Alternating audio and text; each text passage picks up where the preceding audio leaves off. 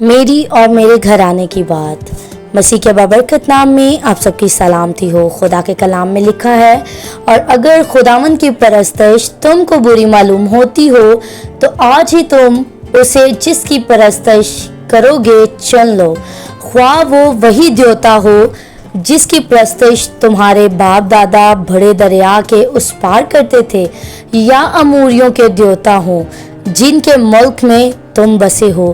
اب رہی میری اور میرے گھرانے کی بات، سو ہم تو خداوند کی پرستش کریں گے۔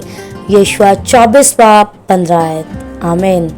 یشوع بھی دیگر معبودوں کی پرستش کرنا چن سکتا تھا، وہ بھی ان مذہبی عقائد اور اعمال کو چن سکتا تھا جن کی پیروی اس کے آباء و اجداد مصر میں کیا کرتے تھے جہاں وہ اس وقت مقیم تھا۔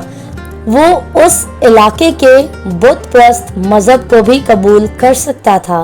سچی اور زندہ خدا کی عبادت کرنے کے مقابلے میں یہ دونوں انتخاب شاید زیادہ آسان نظر آتے تھے، مگر یشوع نے خدا پر اپنے کامل ایمان کی گواہی دی۔ اسے یقین تھا کہ اس کا خدا ہی صرف سچا خدا ہے اور اس کی خدمت کرنے ہی سے فتح اور برکت حاصل ہوگی۔ یشوع نے فیصلہ کر لیا کہ وہ اکیلا ہی خدا کی خدمت کرے گا۔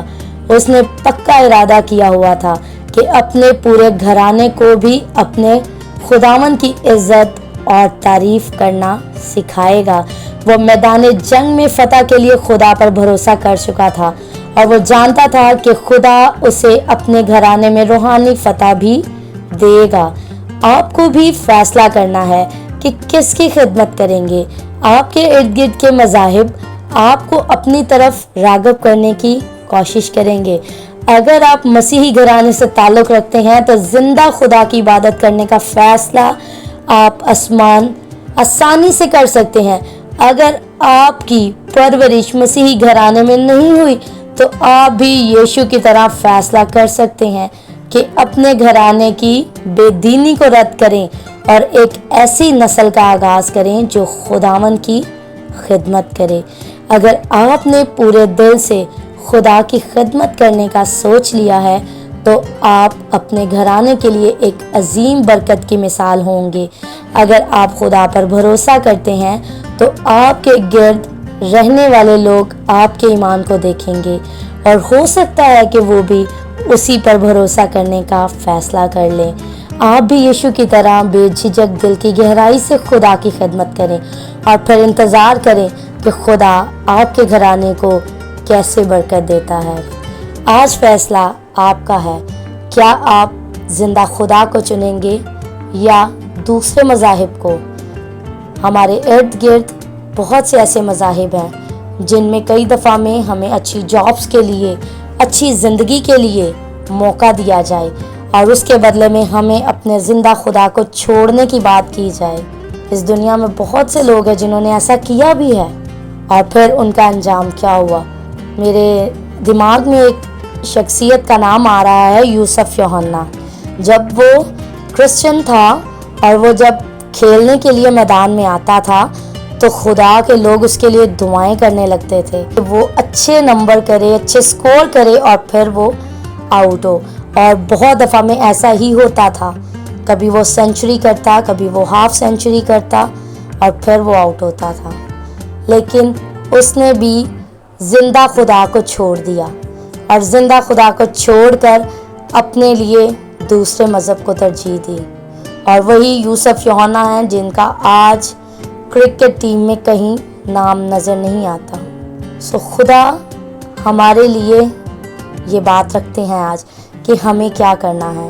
کیا ہمیں یشوع کی طرح بننا ہے، یا پھر اس دنیا میں رہتے ہوئے مختلف لوگ جو ہماری نظر میں ہیں جنہوں نے خداوند یسوع مسیح کو چھوڑ دیا، ان کی طرح بننا چاہتے ہیں؟ سو اگر آج آپ خدا کو چنتے ہیں تو خدا اپنی قدرت آپ کی زندگیوں میں ظاہر کرے گا۔ سو آج فیصلہ آپ کے ہاتھ میں ہے، کیا آپ اپنے گھرانے کے ساتھ خدا کی پرستش کریں گے، خدا کو اپنا سچا خدا مانیں گے، یا پھر خدا کو چھوڑ کر بت پرستی میں چلے جائیں گے؟ سو زندگی اور موت، دو راستے آپ کے سامنے ہیں۔ چننا آپ نے ہے۔ خدا نے ہمیں آزاد مرضی پہ بنایا ہے۔ اس نے ہمیں اتنی حکمت دی ہے کہ ہم اچھے میں اور برے میں فرق کر سکیں۔ سو آج آپ نے اپنے لیے فیصلہ کرنا ہے، اچھا یا برا۔ یہ فیصلہ آپ کا ہے۔ اگر آپ اچھا فیصلہ کریں گے تو آپ زندگی کی طرف جائیں گے، اور اگر آپ برا فیصلہ کریں گے تو آپ موت کی طرف جائیں گے۔ سو آج آپ نے اپنے لیے خود ہی چننا ہے کہ آپ کو کیا چاہیے۔ خدا آج اس کلام کے وسیلہ سے ہمیں برکت دے اور اس بات کو سمجھنے کی بھی توفیق بخشے۔ آمین۔ اگر آپ اس ویڈیو سے برکت پائیں تو ضرور اس ویڈیو کو دوسروں کے ساتھ شیئر کریں، ویڈیو کو لائک کریں، چینل کو سبسکرائب کریں تاکہ آنے والی تمام ویڈیوز آپ تک پہنچ سکیں، اور خدا کی وہ برکات جو خدا آپ کو دینا چاہتا ہے وہ آپ ریسیو کر سکیں۔ Thank you so much.